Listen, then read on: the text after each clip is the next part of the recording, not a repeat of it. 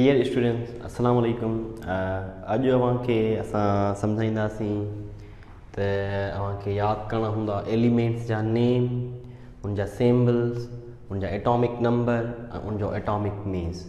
इन खां पोइ असां वाज़े तौर ते सम्झंदासीं त असां एटॉमिक नंबर छा खे था चऊं ऐं एटॉमिक मेस छा खे था चऊं। असांजा मेन टॉपिक इहे ई हूंदा।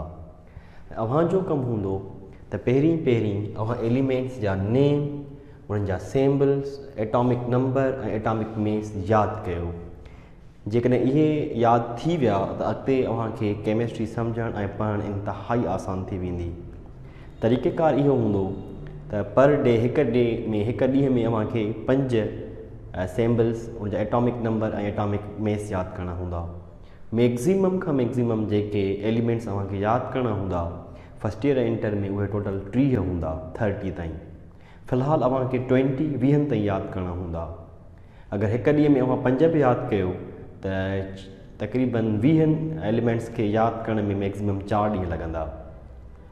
सम्झणो छा आहे? सम्झणो इहो आहे त एलिमेंट जो नेम लेट सपोज़ हाइड्रोजन आहे, त हाइड्रोजन जो जेको सिम्बल आहे, हाइड्रोजन जी जेका निशानी आहे उहा H आहे।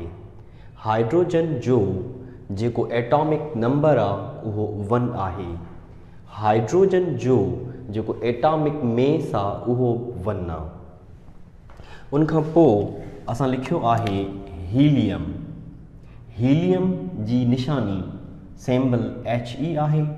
उनजो एटॉमिक नंबर 2 आहे ऐं उनजो एटॉमिक मेस 4 आहे। उनखां पोइ असां लिखियो आहे लिथियम। लिथियम जी सिम्बल निशानी Li आहे। उनजो एटॉमिक नंबर 3 आहे ऐं उनजो एटॉमिक मेस 7 आहे। उनखां पोइ असां लिखियो आहे बेरिलियम। बेरिलियम जी जेका सिम्बल आहे उहा आहे Be। उनजो एटॉमिक नंबर 4 आहे ऐं उनजो एटॉमिक मेस 9 आहे। इहो बदज़ुबानी अव्हांखे यादि करणो हूंदो। बोरान। बोरान जी जेका सिम्बल आहे, निशानी आहे, उहा B आहे। उनजो एटॉमिक नंबर 5 आहे। उनजो एटॉमिक मेस 11 आहे। केमिस्ट्री जो जेको अक्सर इस्तेमालु हूंदो उहो उनजो बुनियादु उहो उनजे सिम्बल्स ऐं फार्मूलास ते हूंदो। जेकॾहिं असां चऊं था He, अव्हां सम्झंदो असां हीलियम लिखियो आहे। असां चऊं था Be, इन Be जो मतिलबु आहे बेरिलियम। Li खे अव्हां पढ़ंदो लिथियम। H मतिलबु हाइड्रोजन। अच्छा, उनजा एटॉमिक नंबर ऐं एटॉमिक मेस इंतिहाई अहम हूंदा। असां पुछूं त भाई लिथियम जो एटॉमिक नंबर घणो आहे, यादि कंदो लिथियम जो एटॉमिक नंबर 3 आहे। असां पुछूं हाइड्रोजन जो एटॉमिक नंबर घणो आहे, हाइड्रोजन जो एटॉमिक नंबर 1 आहे। पुछूं त बोरॉन जो एटॉमिक नंबर घणो आहे, त बोरॉन जो एटॉमिक नंबर 5 आहे। लाइकवाइज़ अव्हांखे एटॉमिक मेस बि यादि करणा हूंदा। असां पुछी रहिया आहियूं त लिथियम जो एटॉमिक मेस घणो आहे, त लिथियम जो एटॉमिक मेस 7 आहे। असां पुछूं त हीलियम जो एटॉमिक मेस घणो आहे, त हीलियम जो जेको एटॉमिक मेस आहे उहो 4 आहे। अव्हांखे इन्हनि जा सिम्बल्स, एटॉमिक नंबर ऐं एटॉमिक मेस यादि करणा हूंदा। तो डियर स्टूडेंट्स, हाणे असां इन्हनि खे अञा वधीक आसान कयूं था। लेट सपोज़ असां लिखी रहिया आहियूं Li। अव्हांखे सम्झणो पवंदो त हिन Li जो जेको मतिलबु आहे उहो लिथियम आहे। हुनजो जेको एटॉमिक नंबर आहे उहो असां उनजे सिम्बल जे हेठां लिखंदा आहियूं। उनजो एटॉमिक नंबर 3 आहे त उहो उनजे सिम्बल जे हेठां लिखिबो। ऐं जेको एटॉमिक मेस आहे उहो उनजे निशानी जे मथां लिखिबो। लिथियम जो जेको एटॉमिक मेस आहे उहो 7 आहे, मास, उहो उनजे मथां लिखिबो। निशानीअ जे हेठां जेको असां अंग लिखियो आहे 3, इहो 3 उनजो एटॉमिक नंबर हूंदो। निशानीअ जे मथां जेको असां अंग लिखियो आहे 7, उहो उनजो एटॉमिक मेस हूंदो। जेकॾहिं असां लिखी रहिया आहियूं late suppose helium, He means helium. हाणे हुनजो एटॉमिक नंबर, तरीक़ेकार उसूल इहो आहे, उनजो एटॉमिक नंबर उनजी निशानी जे हेठां लिखिबो। हीलियम He उन जो एटॉमिक नंबर 2 आहे, त हे जेको 2 आहे इहो इन जी निशानीअ जे हेठां लिखिबो। ऐं हीलियम जो जेको एटॉमिक मेस आहे 4, इहो 4 इन निशानीअ जे मथां लिखिबो। अञा मां लिखां थो, लेट सपोज़ असां लिखी रहिया आहियूं बी, पहिरियां तव्हांखे सिंबल अचे, हिन बी जो मतिलबु आहे बोरॉन। हाणे जेको एटॉमिक नंबर आहे 5, उहो छा आहे, इहो 5 उनजो एटॉमिक नंबर आहे, उहो उन जे हेठां लिखिबो। ऐं हे 11 उनजो एटॉमिक मेस आहे, उहो उन जे मथां लिखिबो। जेको नंबर असां उन निशानीअ जे हेठां लिखी रहिया आहियूं, हे 5, इहो 5 छा आहे, इहो 5 छा आहे, इहो 5 एटॉमिक नंबर आहे कंहिंजो, बोरॉन जो। ऐं हे 11 छा आहे, इहो 11 एटॉमिक मास आहे कंहिंजो, बोरॉन जो। त एटॉमिक नंबर निशानीअ जे हेठां लिखिबो आहे, इहो तरीक़ेकार आहे। ऐं एटॉमिक मास निशानीअ जे मथां लिखिबो आहे। लाइकवाइज़ हे जेको 3 आहे, इहो 3 छा आहे, इहो 3 एटॉमिक नंबर आहे कंहिंजो, लिथियम जो। ऐं हे 7 छा आहे, इहो 7 एटॉमिक मेस आहे कंहिंजो, लिथियम जो। त एटॉमिक नंबर खे निशानीअ जे हेठां लिखंदा आहियूं ऐं एटॉमिक मेस खे निशानीअ जे मथां लिखंदा आहियूं। मां जेकॾहिं अञा बि हिकिड़ो लिखां, लेट सपोज़ मां लिखी रहियो आहियां BE, मां लिखी रहियो आहियां 4 ऐं 9। इन जो मतिलबु छा आहे, इन जो मतिलबु आहे त ही बेरिलियम आहे जंहिंजो एटॉमिक नंबर 4 आहे ऐं एटॉमिक मेस 9 आहे। त ही आसान तरीक़ेकार आहे बनिस्बत हिन टेबल जे। इन खां अलावा मां अव्हांखे पेज सेंड कंदुमि, उन पेज में नेम हूंदा, सिंबल्स हूंदा, एटॉमिक नंबर हूंदा ऐं एटॉमिक मेस हूंदा, जेके अव्हांखे यादि करणा हूंदा। इहो हाणे अव्हां जो कमु हूंदो। त जेके वधीक जेके हूंदा उहे मां तव्हांखे पेज जे ज़रिए उमाने छॾींदुमि। कम अज़ कम अव्हांखे इन्हनि में जेके यादि करणा हूंदा उहे 20 हूंदा, 20 हूंदा। इन खां पोइ जेको असांजो वधीक जेको असांजो फोकस आहे, वधीक तवजह आहे, जेका असीं सम्झणी आहे, उहो एटॉमिक नंबर सम्झणो आहे त एटॉमिक नंबर कहिड़ी शइ आहे, ऐं इहो सम्झणो आहे त एटॉमिक मेस कहिड़ी शइ आहे। हाणे असां सम्झूं था त एटॉमिक नंबर छा आहे ऐं एटॉमिक मेस छा आहे।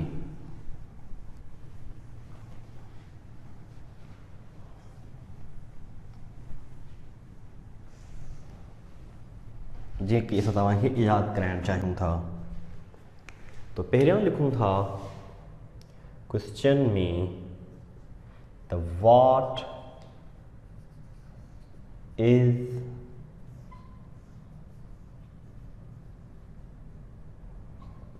Atomic mass.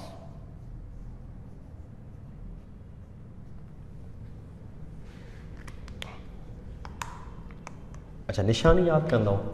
एटॉमिक मास जी जेका निशानी आहे उहा कैपिटल ए आहे।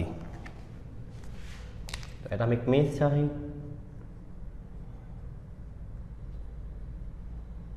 Number of protons plus neutrons is called as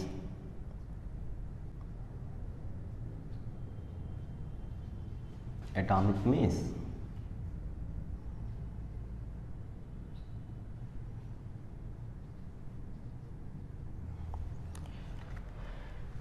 मतलब प्रोटॉननि ऐं न्यूट्रॉननि खे पाण में प्लस कबो।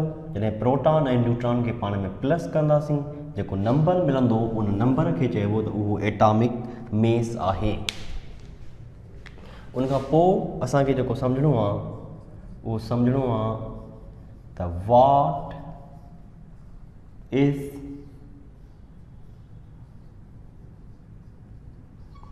Atomic number. यादि कंदो त एटॉमिक जेका नंबर जी निशानी आहे उहा कैपिटल Z आहे।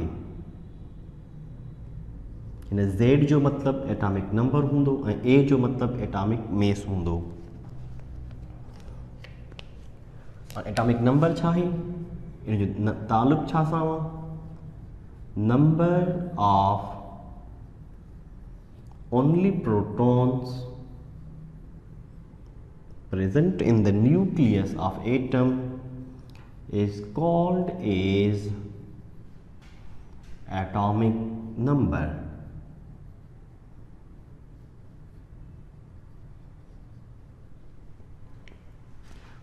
सिर्फ ओनली माना सिर्फ प्रोटॉनन जे नंबर के सिर्फ प्रोटॉनन के इज कॉल्ड चइबो आहे तो वो एटॉमिक नंबर आहे। प्रोटॉनन में जॾहिं प्लस कंदासीं न्यूट्रॉन, प्रोटॉन ऐं न्यूट्रॉन ॿिन्ही खे प्लस कंदासीं त पोइ चइबो एटॉमिक मेस आहे। त एटॉमिक मेस तॾहिं ठहंदो जॾहिं असां प्रोटॉनन ऐं न्यूट्रॉनन खे पाण में प्लस कयूं त इहो एटॉमिक मेस थींदो। अगरि सिर्फ़ु प्रोटॉन चऊं त सिर्फ़ु प्रोटॉनन खे एक्चुअली चइबो आहे त उहो उन्हनि जो एटॉमिक नंबर आहे।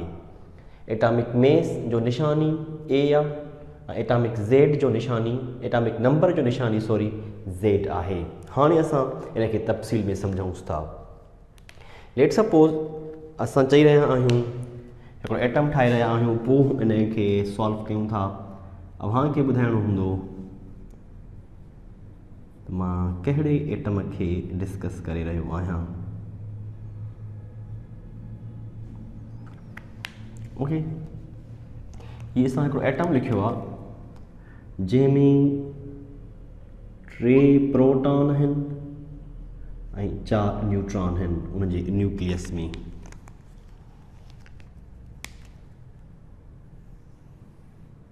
अच्छा, अव्हांखे इहो बि सम्झाईंदो हलां त जेतिरा प्रोटॉन हूंदा, अगरि प्रोटॉन 3 आहिनि त उन में इलेक्ट्रॉन बि 3 ई हूंदा। जेतिरा प्रोटॉन ओतिरा इलेक्ट्रॉन, ये तादाद में बराबर हूंदा। छाकाणि त जेतिरा पॉजिटिव हूंदा एटम में ओतिरा ई नेगेटिव हूंदा। Is it clear? हीअ असां हिकिड़ो एटम ठाहियो आहे। हाणे पहिरियां सम्झूं त हिन एटम जो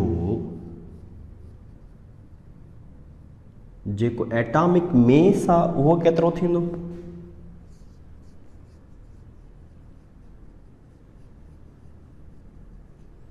ऐं जेको एटॉमिक नंबर आहे उहो केतिरो थींदो? ही मालूम करणो आहे। एटॉमिक मेस ऐं एटॉमिक नंबर। हाणे एटॉमिक मेस छा आहे? प्रोटॉन्स प्लस न्यूट्रॉन्स ॿिन्ही खे मिलाईंदासीं त इहो एटॉमिक मेस थींदो। हाणे ॾिसणो पवंदो हिन में प्रोटॉन घणा आहिनि। हिन में प्रोटॉन 3 आहिनि, न्यूट्रॉन 4 आहिनि। हिन जे प्रोटॉन ऐं न्यूट्रॉन खे पाण में प्लस कंदासीं। प्रोटॉन ऐं न्यूट्रॉन खे पाण में इन जे अंग खे प्लस कंदासीं। 3 में 4 प्लस कंदासीं त जवाबु ईंदो, 3 ऐं 4 खे प्लस कंदो जवाबु ईंदो 7। हाणे ही 7 छा आहे? इहो 7 एटॉमिक मेस आहे। Atomic number atomic mess, number of proton plus neutron. Atomic number खे ॾिसूं, नंबर ऑफ ओनली प्रोटॉन, सिर्फ़ु प्रोटॉननि खे चवंदासीं त एटॉमिक नंबर आहे।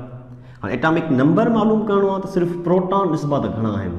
प्रोटॉन अगरि उन में 3 आहिनि त इहो जेको 3 आहे, इहो 3 जेतिरा प्रोटॉन आहिनि इहो 3 छा हूंदो? इहो 3 उन जो एटॉमिक नंबर आहे। एटॉमिक नंबर ओतिरो ई थींदो जेतिरा उन में प्रोटॉन आहिनि। अगरि 3 प्रोटॉन आहिनि त एटॉमिक नंबर 3 थियो।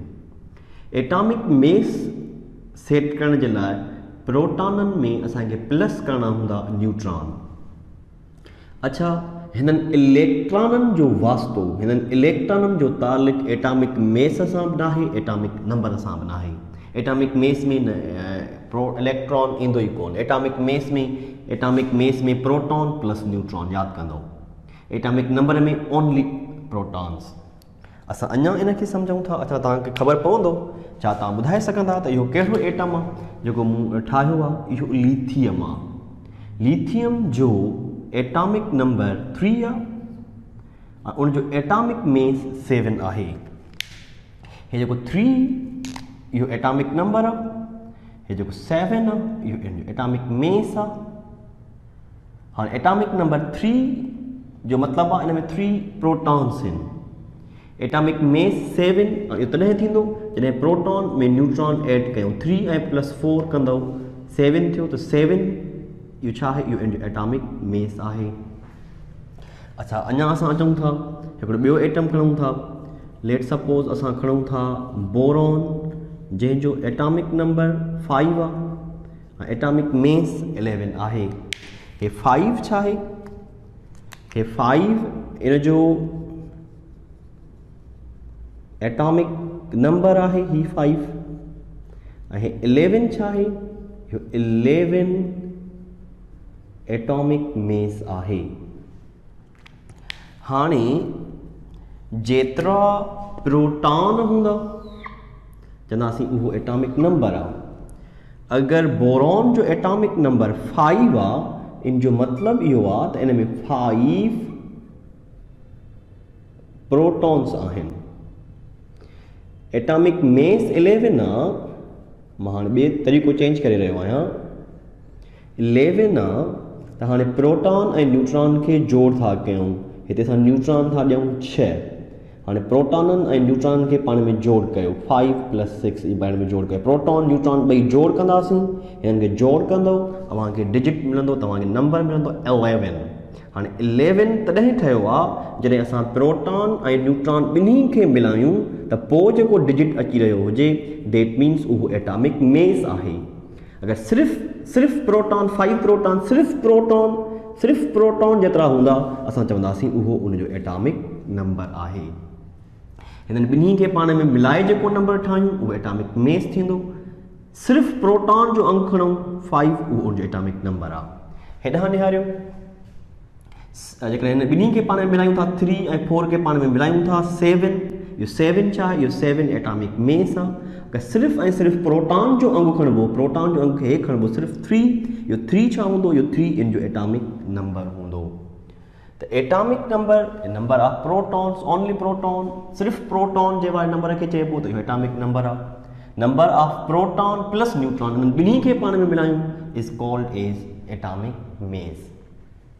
त डियर स्टूडेंट्स, एटॉमिक नंबर जो वास्तो सिर्फ़ु ऐं सिर्फ़ु प्रोटॉननि सां, एटॉमिक मेस जो जेको तालुक़ु आहे उहो प्रोटॉननि सां बि आहे, न्यूट्रॉननि सां बि आहे। इन में इलेक्ट्रॉन जो को बि वास्तो हिते न आहे। यादि इहो कंदव त जेतिरा प्रोटॉन हूंदा एटम में, ओतिरा ई इलेक्ट्रॉन हूंदा। प्रोटॉन ऐं इलेक्ट्रॉन हमेशह पाण में बराबरि थींदा आहिनि।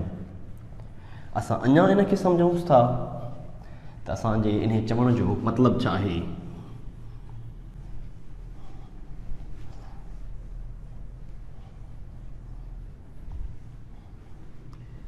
लेट सपोज़ असां मतलब डिस्कस कयूं था हीलियम खे,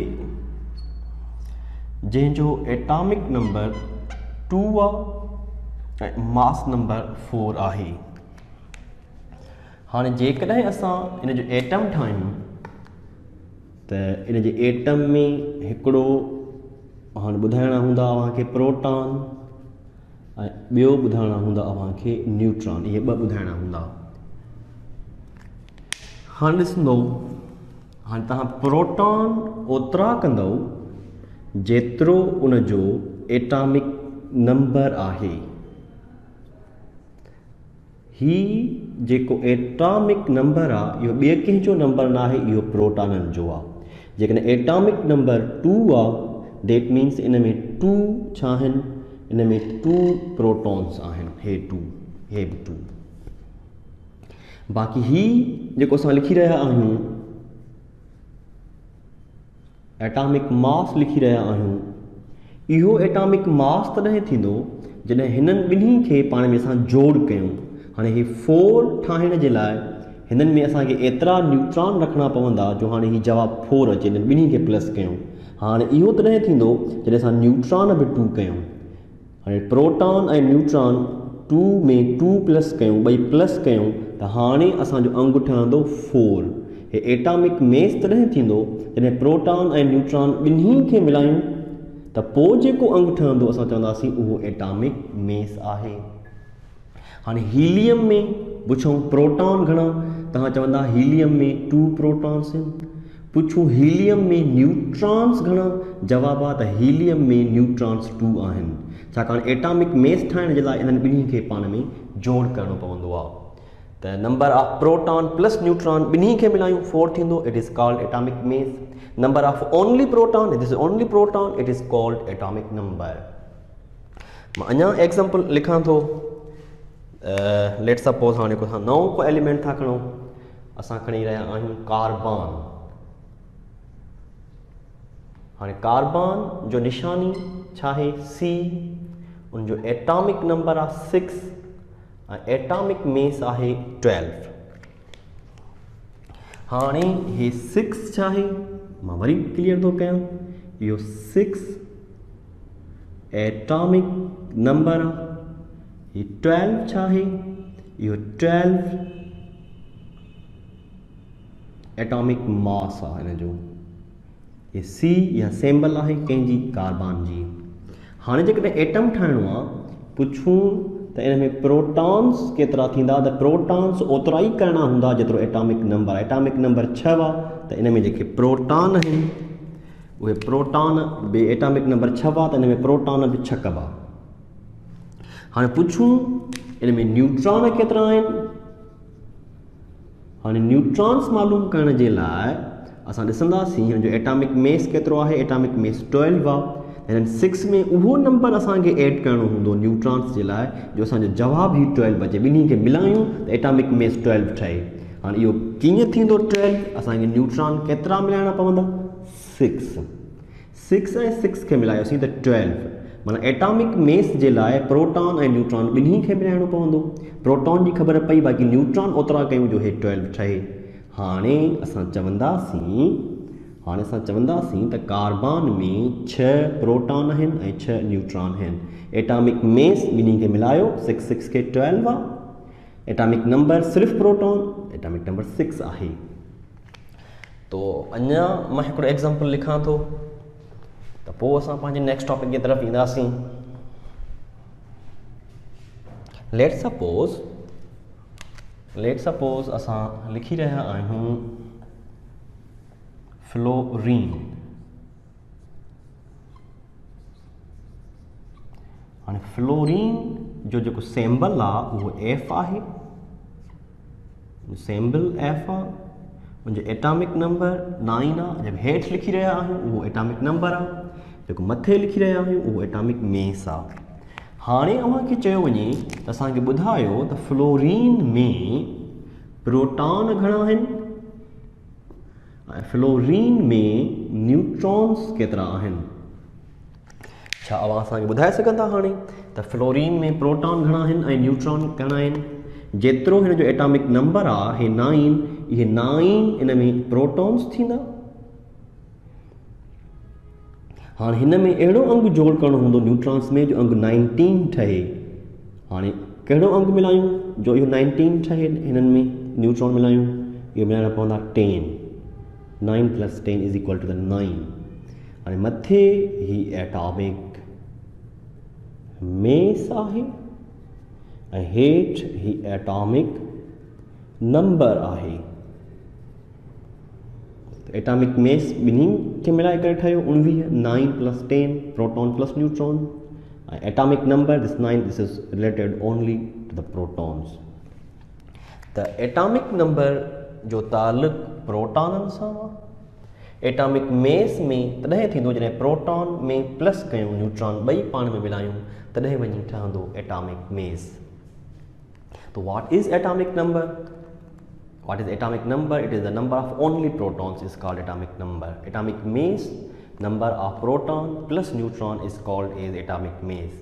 हाणे अव्हांजो कमु हूंदो त इन पेज में जेके वधीक एलिमेंट अव्हांखे मिलियल आहिनि अव्हां ख़ुदि मालूम कयो त उन में प्रोटॉन केतिरा आहिनि ऐं न्यूट्रॉन केतिरा आहिनि। सुभाणे डिस्कस कंदासीं त असां जेका कंप्लीट जेका स्ट्रक्चर आहे एटम्स जी उहा कीअं ठाहिजे। Thank you very much. Allah हाफ़िज़।